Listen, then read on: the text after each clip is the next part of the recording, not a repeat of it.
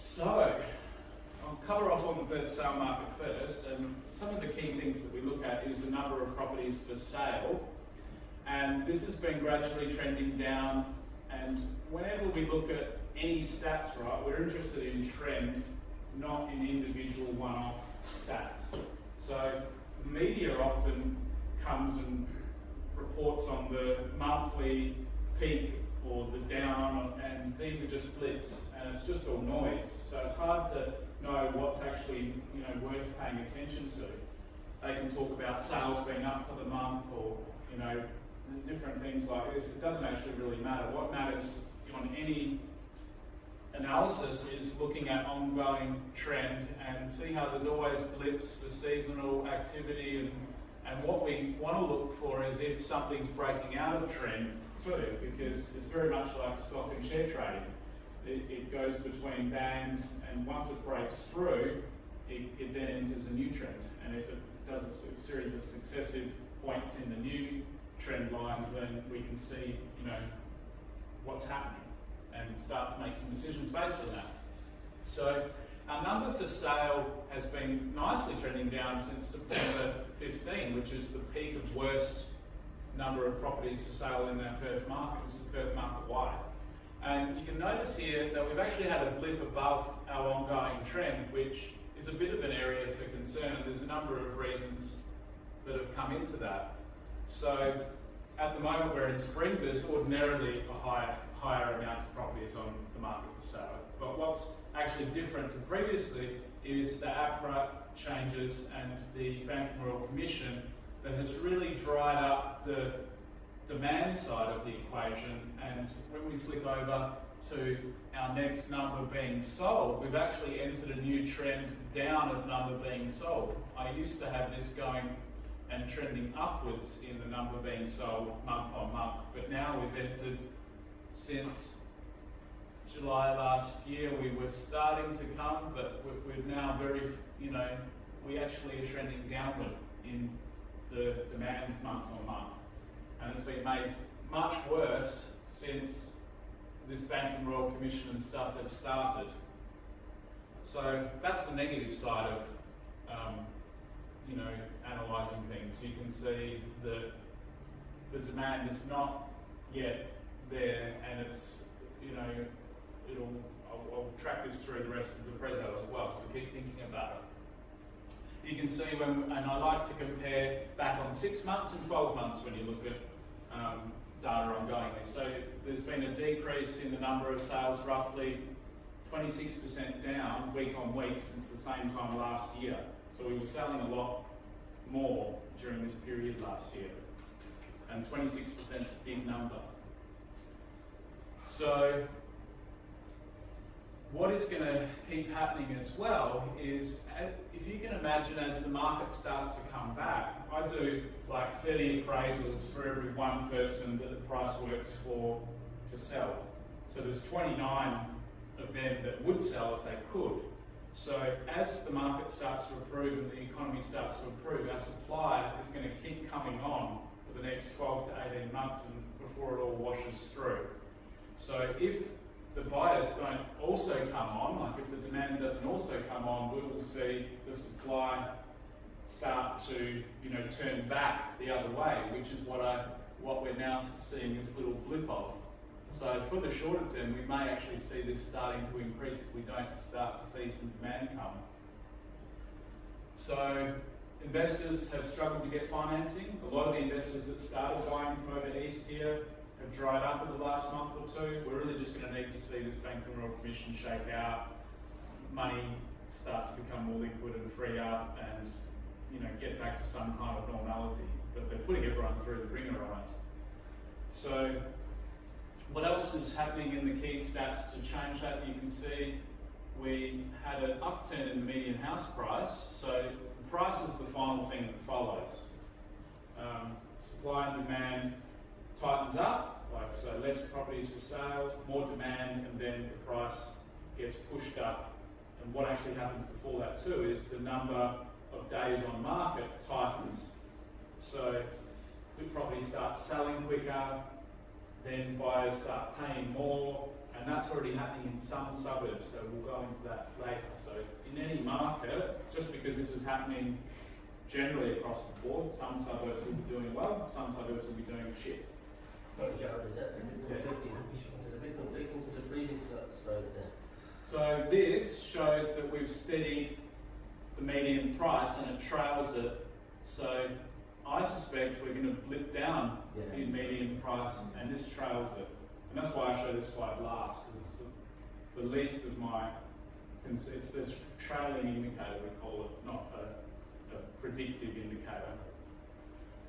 And so the unit is trailing the sale market by 12 to 18 months, and look at that, how steep that median price is. It's still going to keep going. And that's why I'm generally like, if you're going to take any steps at the moment, I suggest you focus on houses and the land component. And units are all lumped together, so that's villas, units, apartments, townhouses. Obviously within that category, I prefer anything with more land component is better. So apartments, they're going to keep flooding the market and having higher density groups, and that's going to be really, disrupted for some time to come. Whereas villas, they're not building as many in suburbs anymore. They're going to be more unique. They've got a bit of a land component, so much better than a high density apartment. When we look at the rental market, and this is what I'm probably most excited about, because if this wasn't happening, I'd just shut my doors and catch everyone. Because I'm very tied to the rental market, and also I've now studied how markets change and what has happened in the other capitals preceding the price recovery, and this is what has happened.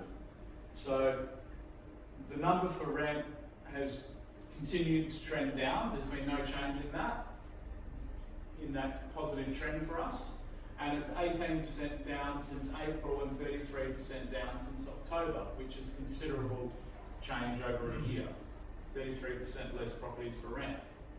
We were at scary vacancy levels at 7.6%. That was the highest in the country at that point. And that was only in May, June last year. So since then, we've been in a sharp trend down. It just kind of flicked the switch and has gone. And in the last few months, it continues to really pull back tighter and tighter and tighter. And you can see, I was only tracking the stats since January 2013, at 3%, this line here, that is where, when we're below 3% in any suburb and Perth-wide, that's when prices increase, rental prices generally increases, where there's more demand than supply, less properties available for there are tenants. So we're right on the doorstep, Perth-wide, of seeing us back in growth in rental prices again at 3.9%. We're leasing the majority of our properties again in 1 to 2 weeks. Outer areas is taking 3 to 4 weeks, and prices have generally stabilised for rent. So what I believe this is so important and key to is we will now start to see our median rent, which is the trailing, the price is always a trailing indicator. So we will start to see this start to come up a bit. As our vacancy falls below the 3%, we'll start to see tiny increases in that, and then further below that we go, the better it will have on impact it will have on our median rent. So it's just been completely stable the last 6 and 12 months. So the reason that the rental price, once rental prices start to increase, when and if they do, and it's only a matter of time, because investors aren't adding more stock to the market, right? So there's a limited supply of rentals out there. No more investors, very few of them buying. So there's pressure on that, and because people can't get loans as readily, all of them there's more rental pool there. So it's actually, when you think about those two things together, that is what is behind it. And it's only when you start, sorry, what's that? So because finance is tougher and harder to get, less people can buy. So all the first home buyers, many of them are having to rent longer than they would like. And second, any home buyers having to rent longer than they would like. And because investors are not buying, new investors are not buying in anymore, there's less of new rental properties, so there's a fixed pool. And if my portfolio is anything to take on, we've got our largest number of losses month on month, and it's all through landlords wanting to sell. So we're selling 10 to 15 managements a month at the moment and replacing 10 to 15 owners that are frustrated coming to us, not because they bought anything. So there's very few people buying still, investors buying. So all of that, what happens then is that as the rents start to come up, it makes it more attractive to investors who will see value in the increasing rental yields, and they will start coming from over east, probably spotting the difference before any investors here do. And we're already a lot more attractive for rental yields, so we're at 3.5% to 4.5%. And over east, Melbourne and Sydney now, they're like 2 to 3.5% maximum rental yield. And so Brisbane is also a bit more on par with us, and Hobart has dropped its rental yields significantly because its prices have increased significantly too. So as that rental yield continues to improve, we will see the attractiveness of investors come back. Tenants will have their rent increasing, so they'll want to get out and buy a house, and that will put pressure on the prices again. And so it goes around. And I'll be here telling you about it. So when we look at the timing of the Property Clock, this is Heron Todd White, and I would definitely subscribe to their updates. And they've actually placed us, we were down as bottom of the market, and they've now revisited that this month and put us back further into approaching the bottom of the market. And I think they're right about that with the uptick in the supply and the changes that have happened with financing, and it's really slowed out, bottoming. So they've got us back around there, and any changes are always shown in orange. And so Sydney, they've got that round into starting to decline, and Sydney's going to be the dominant city that dominates all the news.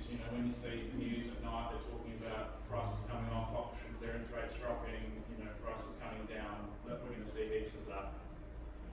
So on the units side, you can see Perth's still in the declining market and 12 to 18 odd months trailing the housing.